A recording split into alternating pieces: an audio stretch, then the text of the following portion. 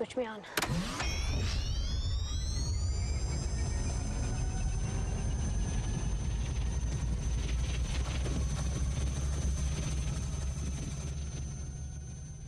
Hey everybody, welcome back to the Proton Pack is Not a Toy. My name is Matt. Last summer I did a video series between July and October called Let's Discuss Ghostbusters Afterlife. It was a weekly series where I just brought up a topic or a question or a prediction or a theory about the upcoming movie coming out of the second trailer, and then I stopped it when they did the New York Comic Con reveal, and I just didn't want to get into a whole lot of spoiler stuff. If you haven't watched any of those videos, they're still up. You can go back and watch them. But what I wanted to do today is go back and revisit a lot of those questions and predictions and theories that I posed in those videos and kind of see how it all shook out in the movie as compared to what I thought leading up into it, to kind of check my predictions almost in a way. So I went back, watched my videos, took some notes, so I'll be looking down and reading here and there during this video. But I figured this was a good time to do it. I finally got my copy of Ghostbusters Afterlife, the art and making of the movie. So that's a terrific companion to Ghostbusters Afterlife. If you don't have that, it's a good one to get. And with it coming out on digital, there's a lot of talk about different things in the movie, and we're seeing some little snippets and clips from other outlets as well, showing maybe deleted scenes or alternate takes and characters in places where they didn't actually end up in the movie, like Janine. So with all that being out there now, I figured this was a good time to revisit my video series.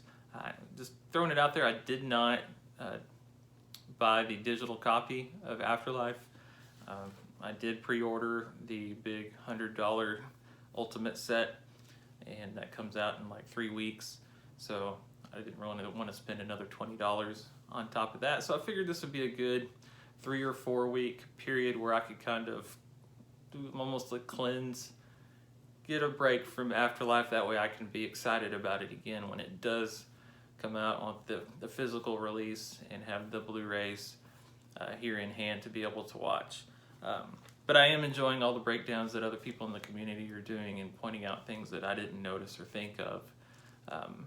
So anyway, let's get into some of these questions. The big question that I had going into the movie was, how much screen time will the original Ghostbusters get? You know, if you watched my reaction to having seen the movie, that was my biggest gripe coming out of it. Is I really wish that there would have been 1 or 2 more scenes, 2 or 3 more minutes of the original crew, be it Janine, or Dana, or the original 3 Ghostbusters. I'm fine with it. I live with it now. It's cool, but you know, to me, you couldn't have too much of the original crew. So I probably would have been disappointed either way. Even if they had added more, I still would have wanted more on top of that. So that's probably me being greedy. But I did a video where I compared the secondary or fringe characters in the first 2 movies and how much screen time they did. I actually timed it out. I haven't gone and done that with the original guys from Afterlife, but I would say that what we got in Afterlife was kind of on that scale, maybe a little bit short of what we had from the secondary characters in the first 2 movies. So we know Ray, we had the scene with him in Ray's occult on the phone. That was quite a bit of Ray, so I won't really complain much about that. And then obviously he was in the finale. Peter we got in the finale, and then in the mid-credit scene with Dana. Winston in the finale and the post-credit scene, and Janine at the beginning when they first show up at the house, and then the post-credit scene with Winston. We also have seen that she was in a deleted scene, which was more of an extended cut of her with Callie and the kids at the farmhouse at the very beginning. I really wish more of that was included in the final cut of the movie. The way that the scene as it stands in the movie ends, where she has the line about aside from the sentimental value, and it just kind of cuts off. To me, that's kind of a flat way to end that scene. I wish we could have had a little bit more there. And it looks like that she was actually on set at the finale, and perhaps even in the Peter and Dana apartment scene. So I would have liked to, like I said, I would like to have Janine in as much of the movie as possible. So maybe in the deleted scenes that we'll get on the physical release, we'll be able to find out some more about that or to see it. And let's kind of jump into this. I wanted to talk about, how do you view deleted scenes from the movie once we find out about them? For instance, the scene in Ghostbusters 2 where Lewis is training to be the 5th Ghostbuster in the firehouse and is chasing down Slimer. So that got cut out of the movie, but to you, in your head, is that included in the timeline of the events of the movie? Or any kind of other plot points or stuff like that. It might be kind of hard if we're trying to insert Janine into the finale of the movie where she's completely absent from the final cut, but to kind of headcanon her in there, it's something kind of have to think about. I was trying to figure out a way to fit her in there. She knew where the farmhouse was, and I was thinking that maybe she basically went with the guys to lead them exactly to the spot they needed to go. So the original Ghostbusters maybe were led or rode with Janine to get there for the finale. It makes sense to me, but she might have even been a part of getting the band back together as well if she's showing up at Dana and Peter's apartment. Anyway, and then Dana, of course, we saw in the mid-credit scene, and that was it. So could have used a little bit of more Dana, maybe, just having her in that one spot. It was cool to have her, but it seemed like just kind of a throw-in where she could have been more, had a little more character development there. The next question I really want to get into is how much will Ghostbusters 2 be referenced? So I did a whole video about that as well. The answer is not a whole lot. We did get Ray's Occult, the bookstore, and that's a direct reference to the second movie. In the background in the lab where the diplomas are on the wall, on the table below that you can see the Geiger meter from Ghostbusters 2. The toaster is in the kitchen, which is seen in the deleted scene. Callie turns it upside down and shakes stuff out of it. So the dancing toaster is there. And then the Ghostbusters, the original guys, when they show up, their packs are built to Ghostbusters 2 specs. So the details that you would see on a Ghostbusters 2 pack versus a 1984 version are on those packs. So, and then we have the line from Gruberson, there hasn't been a ghost sighting in 30 years. It helps the timeline drop off right about 1990 or thereabouts. Things that weren't included, any mention of Vigo, Oscar, or Janosch. We didn't have any viewings of the slime blower or any of the mood slime from what I could see. Some people said the NES Advantage pilot controls for Statue of Liberty might have been in the lab, but I haven't seen it yet. And then the KUD meter that Winston carries around in the museum, I thought maybe that might show up as one of those Easter egg type things, but as far as I know, it hasn't shown up yet from anybody's references. We didn't get any reference to New Year's Eve, 1989, or the Statue of Liberty walking down the street. No fettuccine painting, and no Ghostbusters 2 logos on anything. I think they actually made one of the mugs for production of the movie, the hot beverage thermal mug, but I don't know if it ever showed up anywhere. Maybe it's in the background somewhere and we'll find it at some point. We didn't see Ecto 1A or any parts of it, and we didn't see the dark uniforms, and I thought maybe the commercial might be one of the little side things to click, suggested videos on YouTube. The Ghostbusters 2 commercial might have been there, but it wasn't. So I didn't expect any of it, or really all of that to be in the movie, but maybe, you know, one or two things to be thrown in there. It's very Ghostbusters original movie centric, and they wanted to really point it in that direction. So understandable, maybe they're saving some of this stuff for a sequel, and that's cool if they are, but just wanted to kind of cap off that video that I made about Ghostbusters 2 references. Another question I asked was, how many proton packs are operational in this movie? I was kind of thinking that Hasbro may have given it away a little bit, because the characters, some of them I have lined up over here for the second Hasbro Plasma series wave. Obviously the 3 Ghostbusters came with proton packs. Podcast did not come with one. Phoebe and Egon came with one, and Trevor and Lucky both had one. And so I thought, okay, we're going to have all of these characters having proton packs. How many proton packs are going to be in this movie and operational? And then from what we see in the movie, Trevor never uses a regular proton pack. He just uses the gunner seat there at the end. And when Lucky bursts out of the house wearing the proton pack, it's the one that Phoebe had been working on and using. So we still only have those 2. So let's go back and count. So we've got the one that Phoebe found in the lab and rebuilt and ends up using throughout the movie. We have the gunner seat. Then we have the, what are we calling them? The sentry cannons. The partial cobbled together proton packs in the mine, in the temple, that are shooting into the pit and crossing the streams. So there's 4 of them. So whether you call those proton packs proper, I don't know, but there's 4 of them nonetheless. And then the 3 that came on the backs of the original Ghostbusters.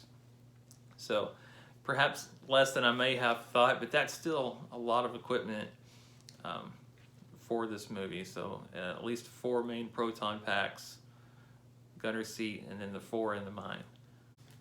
Another thing I want to talk about is Callie, and some questions I had about her coming into the movie. I've got a lot written down here, so I'm just going to read this one straight off to you, or else I'm going to ramble. So hang on, and then I'll kind of wrap it up when I get to the end of this.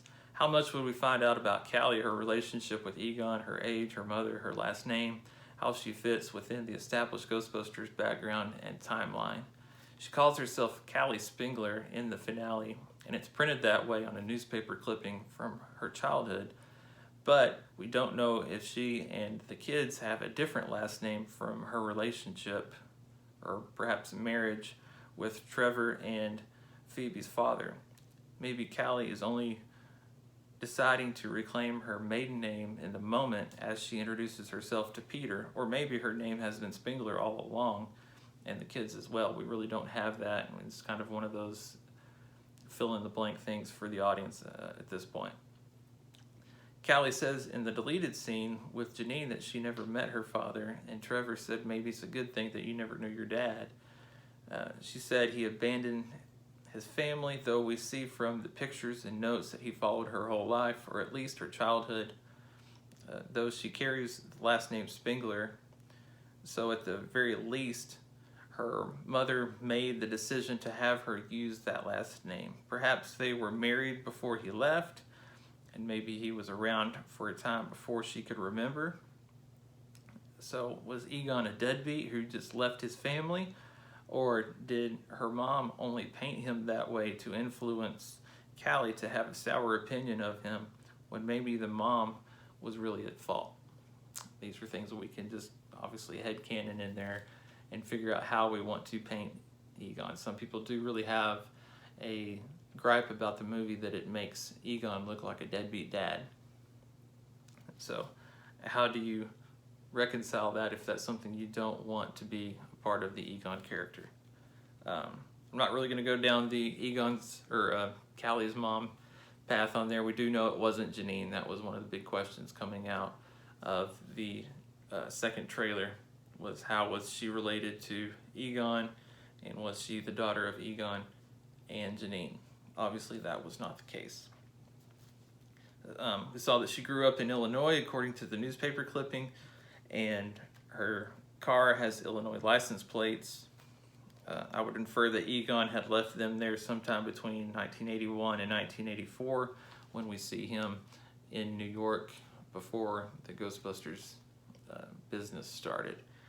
And then I do wish more of the details were spelled out for us in the exposition about Callie. We get enough. But this is one of the things where I wish there was.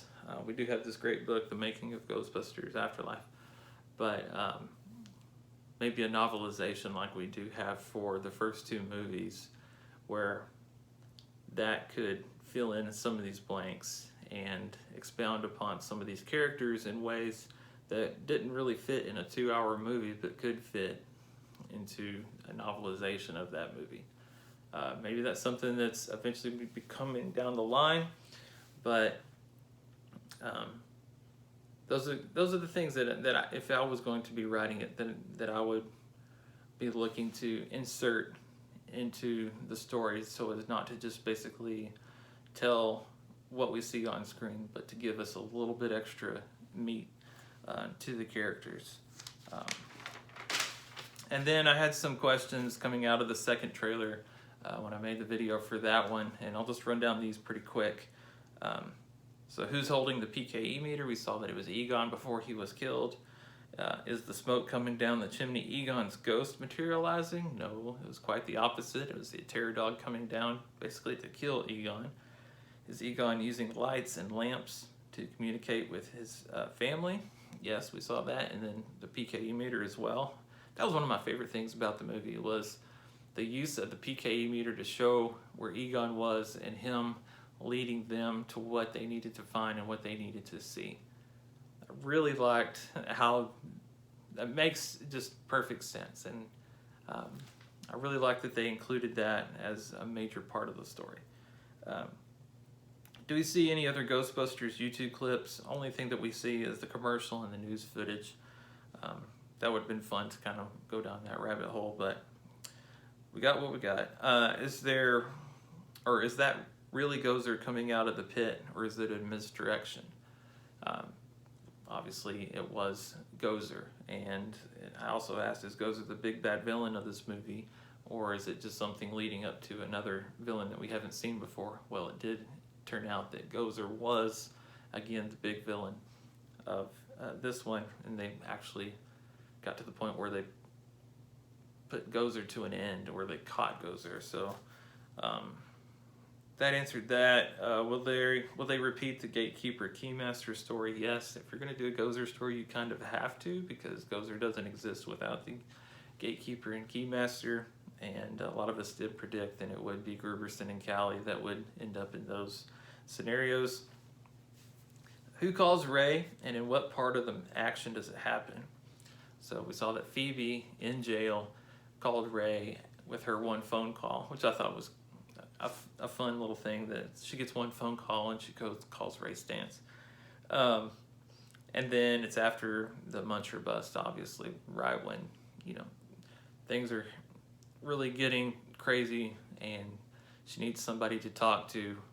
She calls this phone number and gets a few answers to some of her questions, and then feels at that point, when she doesn't get what she wants out of Ray, that they're going to have to handle it on their own. So that's kind of a big turning point in the movie, where she feels like the people that say, we're ready to believe you, didn't believe them.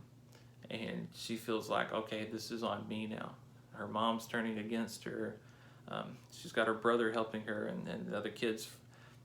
But it's kind of, we're doing this by ourselves. It's all or nothing on us at this point. So that's a turning point in the movie. It's great when they did show up at the end, showing that they did care, and Ray saw that, okay, there is something to this when she does say, Egon, Spengler was my grandfather, and that's the last thing that he hears from her. The phone call is a big part of the movie, and there's some question in there with the whole Starbucks comment on there, and I wish they would have cleaned that one up a little bit. But that's a big part of the movie, and then I'm glad that one of the original Ghostbusters was able to be that integral into that turning of the plot. Let's see. And then did the other Ghostbusters know what Egon was up to? We find out in that scene with Ray that Egon had, I don't know, not really gone crazy, but kind of gotten obsessed with this whole thing that he was interested in, this end of the world thing that he was trying to understand, and freaked Ray out, and then ended up going and taking everything that he needed, cleaning them out, as Ray said, and then going and calling 10 years later from a small town in Oklahoma and kind of trying to explain his situation to Ray, and Ray still didn't feel that it was something that he should be helping with or addressing. So at least Ray knew at some point what was going on. Who knows how many years that had been, because he said it was 10 years after he left that Egon called him. So was that 20 years ago and he hasn't heard from him since? Possibly. And then we don't really know how much Peter or Winston knew about the situation. You know, everybody kind of split up after that and did their own thing. So it's kind of to the point where Winston said, you know, I should have called and checked up on him. So did he know where he was? Janine knew where he was because she was helping to pay the bills. And how much connection did she have with Winston? And was Winston the one helping to bankroll or at least keep Egon afloat like he was helping to pay the bills at Ray's bookshop? For Janine to ask that question to Winston, asking if he was still paying the bills, leads to the thought that she wasn't really involved in the nuts and bolts of that, or she would have known that and wouldn't have to ask that question. But she was at least helping with keeping Egon's bills paid. So there's plenty of other stuff we could have brought up. This is a long enough video as it is, but this will probably wrap up my thoughts on Ghostbusters Afterlife for a little bit. I'm debating even doing the Proton Pack Detective video for the Proton Pack, the Phoebe Pack at this point. We're getting so much information where people are finding the parts and putting it out there that I don't know that I'm really needed on this one yet, or if I ever will be. So I'm going to put it off for a little while. And if it's something that you've been looking forward to, then be sure and go to the Spengler's 1984 Workbench Facebook group on, obviously on Facebook, and check out all the stuff that guys are doing. Ray Cameron, Matt Burkett, these guys are building or have built basically replicas of the ones that were used in the movie, and really identified most of the parts that you need to know about. I might do a cursory, you know, here's the different parts that are included that aren't on the original packs, and just kind of do a part list type of thing. But I think what a lot of builders are going to do, or a lot of fans are going to do, is instead of building a pack like the one you see behind me, out of the aluminum and the fiberglass or resin parts, a lot of us, me included, are just going to use the HasLab Proton Pack as our Ghostbusters Afterlife pack. I'm going to get a Alice frame for mine, have it ready, mount it up, and that's going to be my Afterlife version, so I don't have to go through the process of finding all the parts and building one from you know, assembled parts or from scratch. With that being the case, I'm really expecting there won't be a whole lot of people needing to have all that information for a build video, but like I said, go to 1984 Workbench, Spengler's 1984 Workbench, and the guys are doing an amazing job there. Part of it is I don't want to copy their work. I don't want to claim all the research and digging that they have done, only to pluck that out and put it on YouTube and get clicks from it, and basically profit from all of their hard work. That's not something that I'm into. I want to point you guys in the direction to find the information that you need, and that's what I feel that I'm doing, is pointing you to those guys in that specific private group there on Facebook where you can find what you need.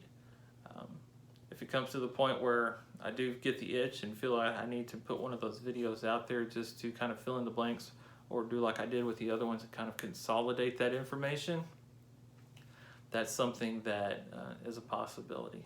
But from a ground up video, really not expecting to do that at this point. So like I said, this will kind of put a button on Ghostbusters Afterlife topics for a while. I'm sure I'll get back into it in February when the DVDs or Blu-rays do come out. If we do get anything else in the meantime, kind of like these deleted scenes or behind the scenes footage that I feel is noteworthy and I want to talk about, then I'll put that up here. But for the moment, this is kind of it for me for a while. I'm taking a break from Afterlife, and I'll be doing some more videos about some of the other stuff that I want to talk about. So as always, I appreciate you for watching. If you've made it this far, be sure you click like on the video, subscribe if you haven't already, and let your friends know about the channel if they don't, and hopefully they'll have some content here that will interest them. All right, y'all have a good day. I appreciate you. I'll see you in the next video.